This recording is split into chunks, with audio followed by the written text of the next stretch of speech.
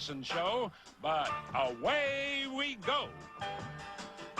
Bang, zoom, another one for the great one, Reggie Van Gleason.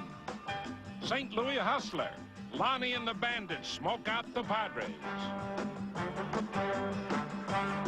How sweet it is, a honeymooner suite for Rick at the Kingdom.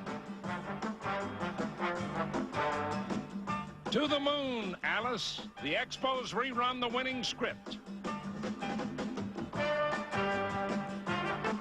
And Requiem for the heavyweights. Kid Henderson versus Brock and the Babe. So arise from those tawdry meadows. Stop living the life of Riley, Trixie. After all, fat men get no call on This Week in Baseball. On Cloud 9. Why, it's the first-place California Angels in the American League West against the Milwaukee Brewers, trying to get straight in the East. Game 1. Paul Molitor leading off with the Brew Crew against Ken Forsch. A Brewer blast right off the bat, and early evening company for the scoreboard. Credit Molitor with his 5th homer and the game-winning hit. Mr. Whisker, Raleigh Fingers, finished up with his 10th save. By a whisker, naturally.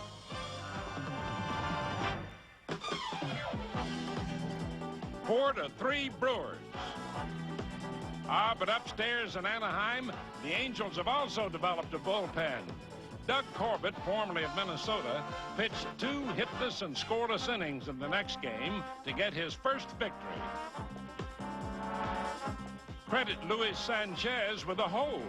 2 previous scoreless innings. Someone had to stop the explosive Brew Crew after it blasted 3 straight homers in the 6th inning. Cooper. To Money. To Thomas. Bye-bye, baby. But not the ball game. The Angels scored 3 in the 7th to tie, and Don Baylor untied it in the 8th inning.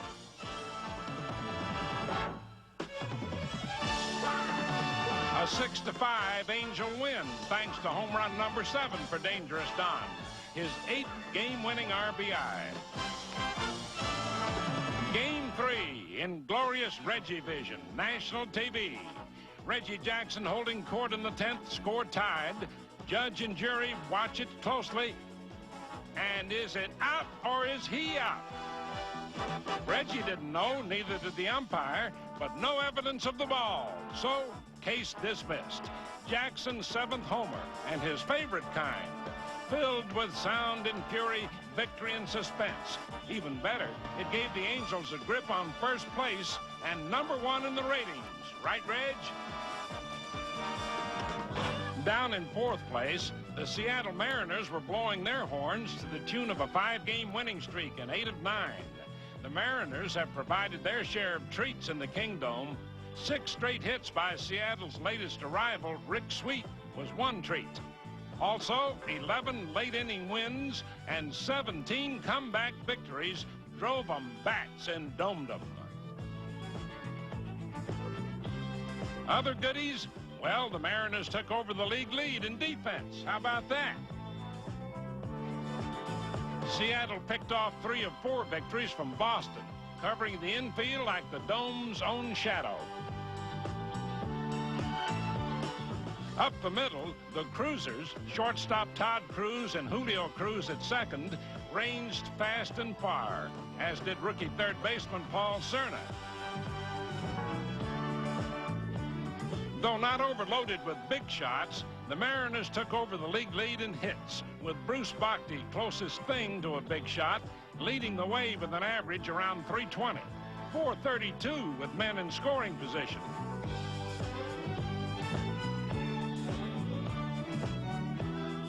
And that's not all, folks. Behind ace Floyd Bannister, leading the league with 67 strikeouts, Seattle pitchers passed the 300 mark in team strikeouts, more than any club in the major leagues.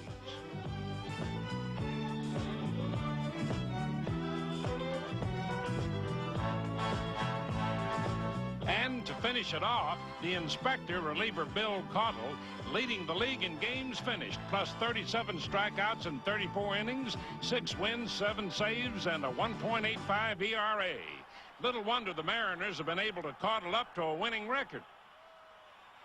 Moving east, the Cleveland Indians got into the pennant flow, spewing forth 9 straight wins. Lack of offense may be old hat in Cleveland, but bats are a-poppin' like Toby Harrah, with base hits in 44 of 47 games, 71 hits altogether, and a .395 average with 10 homers. Andre Thornton's numbers are just as worthy. 15 homers, 49 RBIs, both league-leading figures.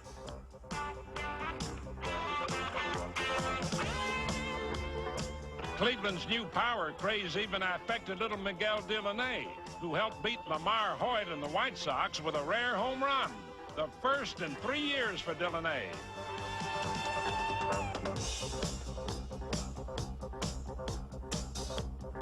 With Alan Bannister logging a good weekend at the plate, the Tribe swept 3 straight from Chicago and moved into 4th place in the Eastern Division standings.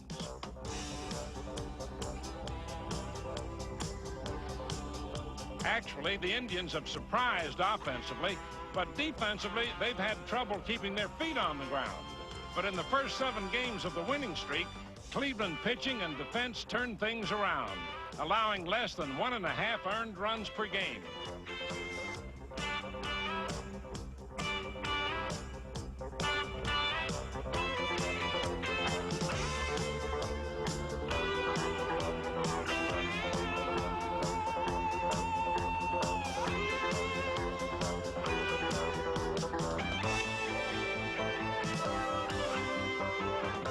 The Tribe also brought the werewolf, Lamar Hoyt, down to earth, snapping his 2-year, 14-game winning streak behind 6'7" Rick Sutcliffe, who, like Hoyt, made a successful move from relieving to starting.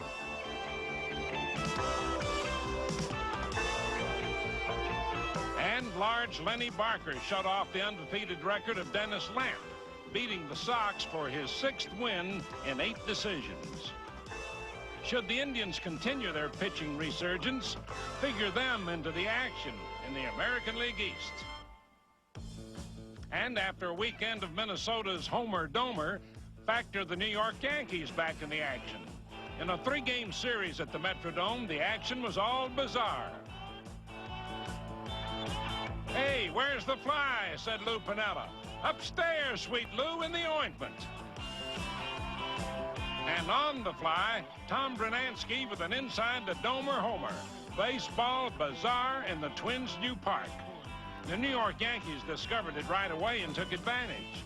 With Oscar Gamble leading the charge with 6 homers in 16 games, the Bronx Bombers resurrected their power game with an assist from the Metrodome, where 62 homers had been smashed in 21 games. In their first game there, the Yankees crashed 4 homers. So did the Twins, but New York came out on top 10-5. With every batted ball an adventure, Dave Righetti figured the only solution was to not let anyone make contact, and the first 5 Twins didn't.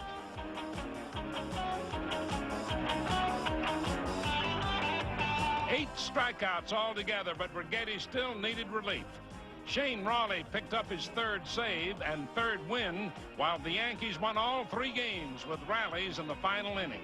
Never a dull moment in Minnesota. Billy Sample of the Texas Rangers led off a game against Kansas City with his first home run of the year. Later in the game, Sample hit his 2nd homer, and Texas won 8-1. Given the sample, can you name the player with the most homers leading off a game in one season?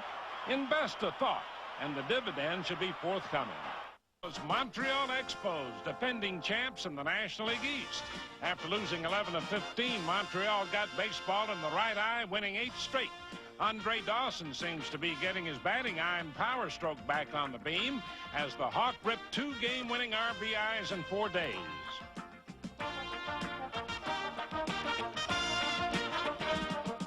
Also on the march with 2 game winners, Gary Carter.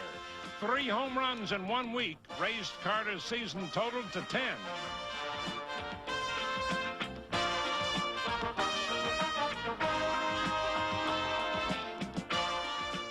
And third baseman Tim Wallach started to tap his power potential, tapping 2 taters with 4 RBIs and a 10-0 wipeout of Houston. Altogether, 6 homers this season for the Tim man. On the mound, ace Steve Rogers continued to lead Montreal's pitching revival, beating Cincinnati for his 7th win. During the 8-game streak, Expo pitchers allowed less than 1 earned run per game. Scott Sanderson also defeated the Reds for his 5th win and 5th lifetime against Cincinnati, which has yet to beat him. And 1, 2, 3, look at Mr. Lee. Charlie Lee's 2 straight shutouts over Houston and 26 consecutive scoreless innings pitched. From lee to starboard, smooth sailing once again in Montreal. Meanwhile, the St. Louis Cardinals kept cool in the pennant heat and snug in the catbird seat with their 4th straight win, a 5-2 score over San Diego, decided in the late innings and saved by the redoubtable Bruce Sutter, his 14th of the year. The Padres then marched back with a 9th inning victory before signaling Cardinal trouble in the series finale, where they had the Redbirds looking beaten flat-footed, leading 3-0 in the 9th inning. But St. Louis has more quick feet than flat feet. In the last of the 9th, the Cardinals finally made a move.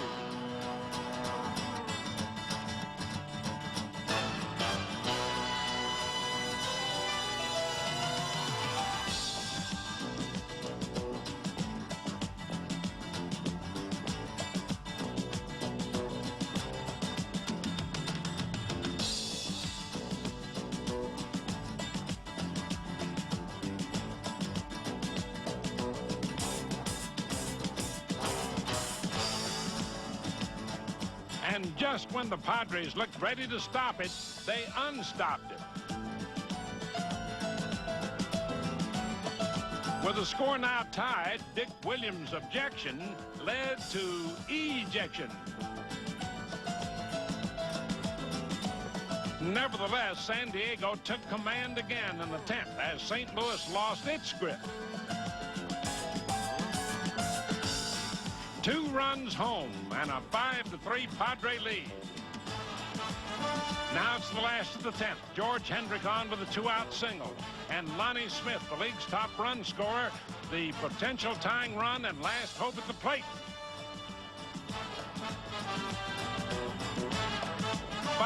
5-4 San Diego. Another last hope, Mike Ramsey filling in at second base.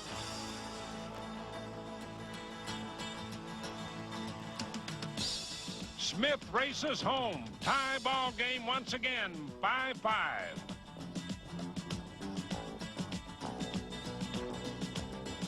Now, still 2 outs. Dane Orge, the pinch hitter, runners at second and first.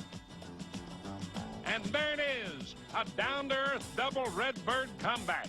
3 in the 9th, 3 in the 10th, and 3.5 up in the National League East. Next, some other races, batting, RBIs, and home run derby.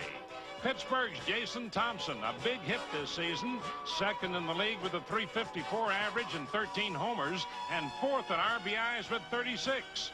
Jason is after that golden fleece, the Triple Crown. Pedro Guerrero of the Dodgers is also a strong contender. Guerrero's .322 average, 34 RBIs, and 10 homers had him within the league's top 8 in all 3 departments. And don't forget Keith Moreland of the Cubs, another Triple Crown possibility with 39 RBIs and a batting average and home run total within the top 10. If anyone should win the Triple Crown this season, it would be no small feat because only 3 National League players have ever done it, looking back to 1920. The Rogers Hornsby of the St. Louis Cardinals did it twice in 1922 and 1925. And he hit over 400 both years, once with 42 homers and 152 RBIs. Numbers worth an extra 1,000 in those days. In 1933, recently elected Hall of Famer Chuck Klein of the Phillies became the 2nd National Leaguer to win the Triple Crown, batting .368 with 28 homers and 120 RBIs.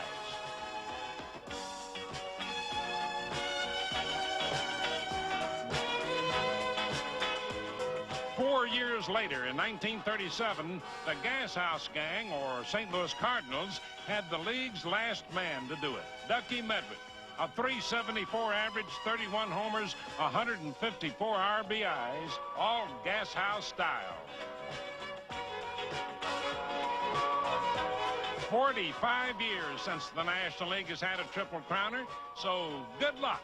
And here's looking at all of you, gentlemen. Bobby Bonds, recently signed by the New York Yankees AAA Farm Club, led off 11 games with homers for the 1973 San Francisco Giants, which was a record for one season. Bonds smashed 39 homers altogether that year. He also stole 43 bases. Later, Bobby established a career record of 35 homers leading off ball games. Be they judges or players, check them out.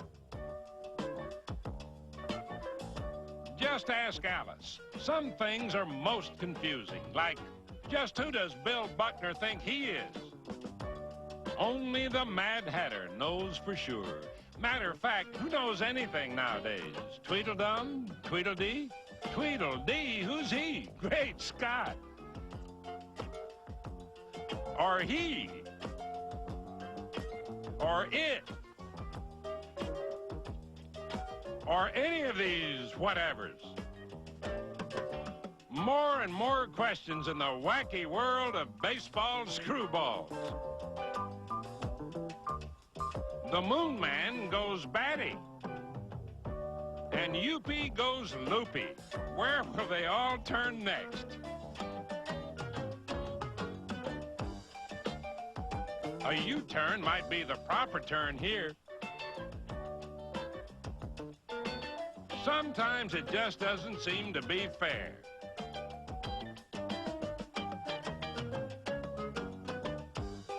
But all's fair that ends foul in the hands of the performer.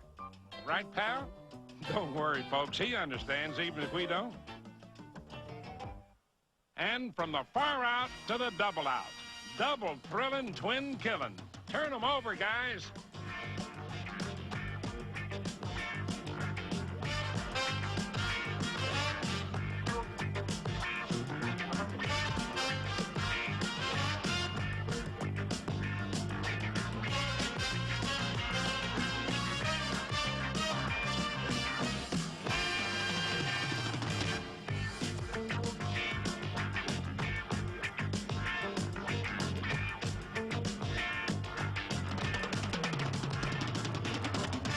Of course, there are more than two ways to double them. For instance, the instant ricochet.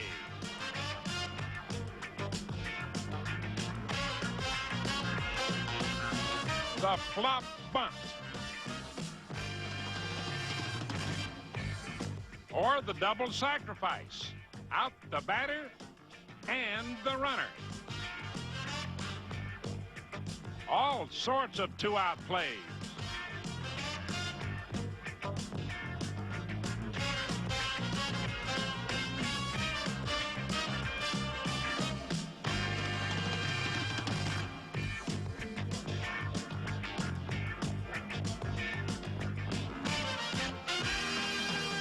Okay for two. How about three? Well, the Yankees and Twins may have started the first triple play ever without a batted ball.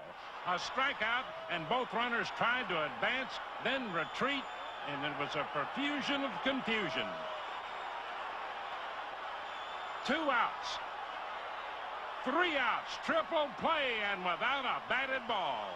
Of course, Ferguson Jenkins has frustrated many bats, still does, and this strikeout of Gary Templeton was number 3,000 in Fergie's career, only the 7th pitcher to reach that milestone.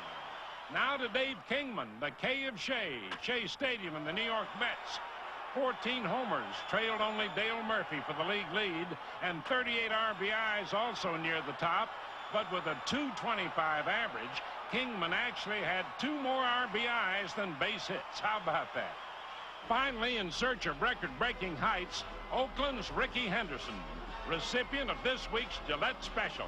With 59 walks in 51 games, he threatens Babe Ruth's record of 170.